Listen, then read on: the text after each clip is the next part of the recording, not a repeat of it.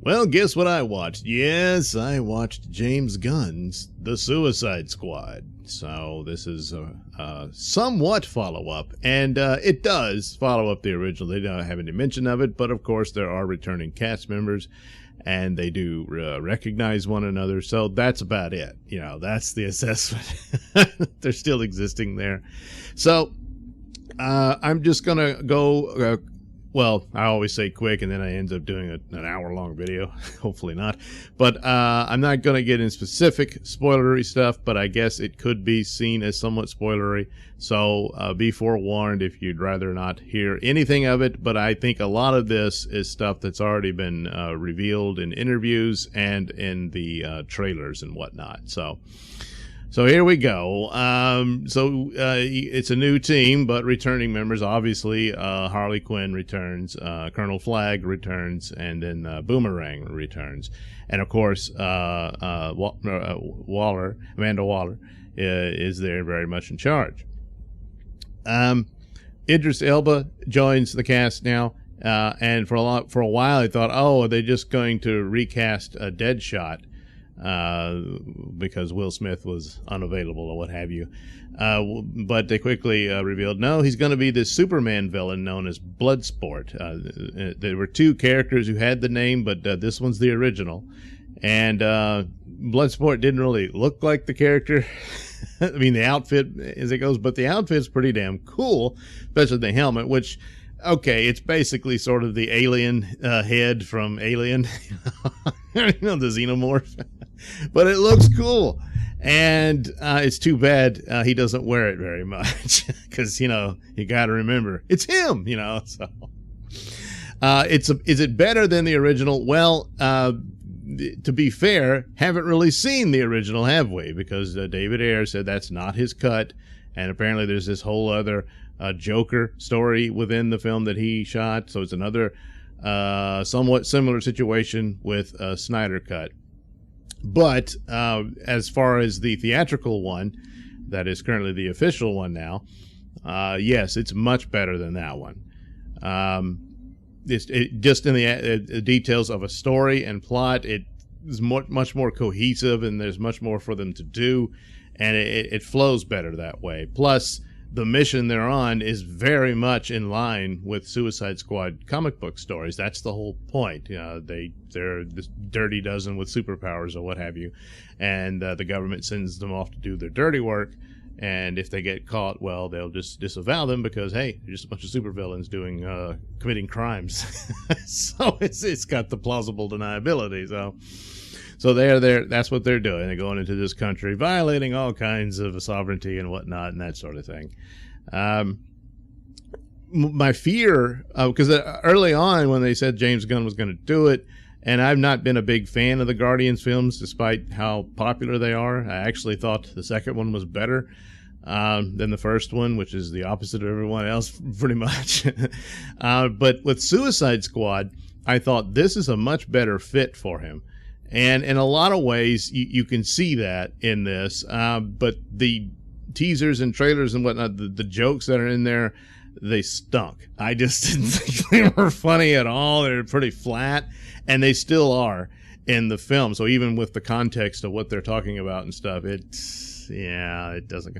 So I don't know if there was some amount of slap job going on here, maybe script-wise or what. But overall, in the flow of the story and the interaction of the characters, the humor there does work. So it's not, it doesn't drag the film down or anything like that.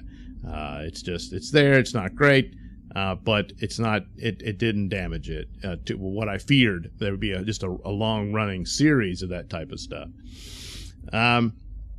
So that's the plus size. There's all kinds of cool action and whatnot, and superpowered stuff. You get all of that, and surprising deaths right off the bat. And then a couple of characters who were supposedly dead, but then later on you find out, no, they're not, that kind of thing. And some nods to the universe they're in. Superman is mentioned, so it's established that Bloodsport is indeed a Superman villain, so that's there. And all that. Bloodsport granted, he's not Deadshot, but a lot of the plot points of this follows the same thing they did in the original one. Take it or leave it, however it is. And again, haven't seen the actual cut of the original one, but Bloodsport in particular, considering what his motivation is, and when you see it, you'll understand what I mean. It's the same thing, and I probably gave it away here. But it's a more interesting and more a dark version of that sort of thing, where it was a bit sweeter in the first film. And but it works out okay and everything. So there's a lot of aspects of it that's much more positive. It's a more cohesive story and all of that. They do repeat things, but they do it better. For instance, you have a lot of action going on. You get to the point they're on their way to their main mission, and then there's the scene where they talk to one another and share feelings. Which, in the first movie, there's this long, drawn-out thing of them walking around in the streets and then going to a bar and all that stuff. They do a similar thing here. They don't walk in the streets. They're riding in a vehicle, and they end up going to a bar. But it's just they handle it much better than the first one did. So, so there's positives like that, even though it mimics similar things that the original did. Okay, the bad parts, of course, the stupid jokes that you see in the trailer and stuff. And there's a few more of those. But Peter Capaldi, who I was looking forward to see in here, just doesn't get enough to do. And I was a bit let down by that. It fits in with the overall plot and stuff and everything like that. And there's a lot of characters in it, so it's understandable. But considering what he went through with Doctor Who, I was hoping he'd get a little more here. Of course, he is not the ultimate villain in this story. It would have been really cool if he was, but he's not. It's not even the nasty government that they're fighting. Can you guess who the real villain is? It's not even, and you saw it in the trailer. I'm just going to spoil it. There's a famous monster from DC Comics that appears and is very much a part of the story, and there's a big battle with it and everything. But that's not even the villain either. And that's probably the only thing that was there any woke stuff in it. Well, this is a plot point that movies do all the time. America is bad. And so there's that in it, but not so much. And it's things like this could happen. So, you can take it for however it is. The other thing is there is a scene about Harley Quinn. And of course, Harley Quinn gets captured and whatnot, but she escapes. And how they do it as it starts out, it's fine. And it's believable. And then it goes into absurdity, supermodel beating an army. And then it gets really ridiculous, which I guess she's hallucinating, but it seems like she's farting flowers and birds everywhere. And I don't know a whole lot about the character Javelin, but she has his javelin. And I don't know, is it magic or have any powers? I don't know. But it's not clear. I think it's just she's crazy. Although the cartoon flowers and stuff are still in the room even after she's left it, not even paying attention to it. I don't know, but it goes over the top and ridiculous, but mostly in her, once again wiping out a whole army with her feet. So after that, you get some more spectacular stuff. When the King Shark, and I thought, this is going to be but he actually has his moments and it's funny, but it's in a lot of ways he's kind of a ripoff of the Hulk from the Avengers, and they flat out steal a scene from that for this one, but see, they're just being tee-hee, okay, but he is what you expect him to be, and all that, and it's fine actually, but it's just another one of these movies that it has a lot of good stuff about it. I enjoyed the film overall, but it fizzles at the end. I mean, it's stuff like it's not that believable, and it's like they can't bring themselves to completely do the movie for what it is. These are vile criminals. And I mean, a couple of them, well, Maybe not so. They were just thieves and that sort of thing. And one guy in particular, it's really not his fault, the position he's in and all that sort of stuff. But, you know, the idea, oh, they're anti-heroes. Not really. So there's a bit of that. And they end up doing something that, you know, the one character who would have done it is, well, meets an unhappy ending. But how they become heroic at the end, I'm not really buying it completely. And so there is that. But they've had 3 strikes, or 2 strikes, and now they have this, I guess, well, I mean, their best so far this year was Zack Snyder's Justice League, which blows this away, by the way. But Birds of Prey was trash. Wonder Woman 84 was crap. And now they have this one, and easily it defeats both of those. So this is their best bet going. There had been rumors about the DC Soft reboot beginning with this one. I don't really see any of that. The Flash film could undo, and there's a particular element in here that it probably would be in their best interest to do. I don't know, but hey, you know. But considering all the time warp stuff and multiverse type things that the Flash movie is supposed to deal with, yeah, I think some things could be undone here. But all in all, it's not bad.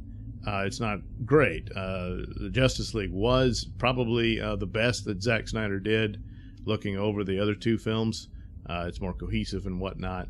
And but this one, the ending rather fizzles. And there's elements of the personalities and whatnot that I don't really see. I know they laid the groundwork because, hey, they're human after all, and that sort of thing.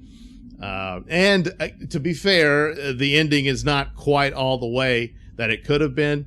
What they're doing without revealing the real plot of, you know, how they screw over Amanda Waller, basically, and that sort of thing.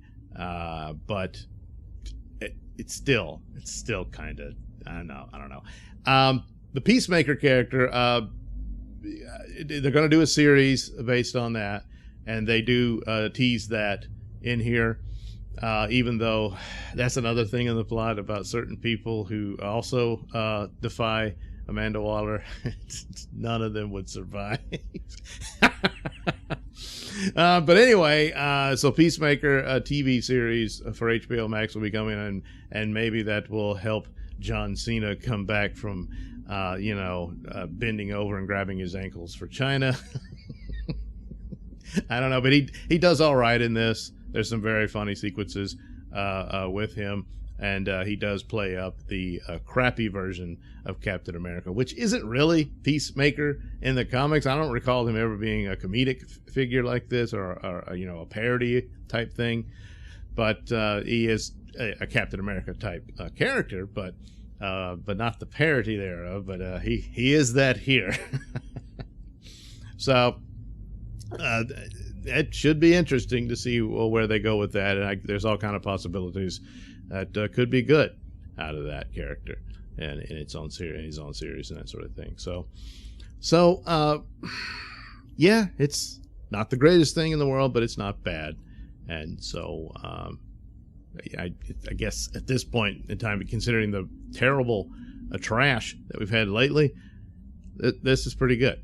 So, and compared to Black Widow, even though both of those endings fizzled, I'm thinking this one comes out ahead of that one. So there's that. So anyway, there you go. Suicide Squad. And I don't know that I'll do another video going into later on about the actual plot points and stuff. I think maybe if there's some indications as where the DCEU goes from here and that sort of thing. But just offhand, just having seen it just now, nothing that comes to mind such. But again, they mentioned Superman, so there's that. But anyway, there you go.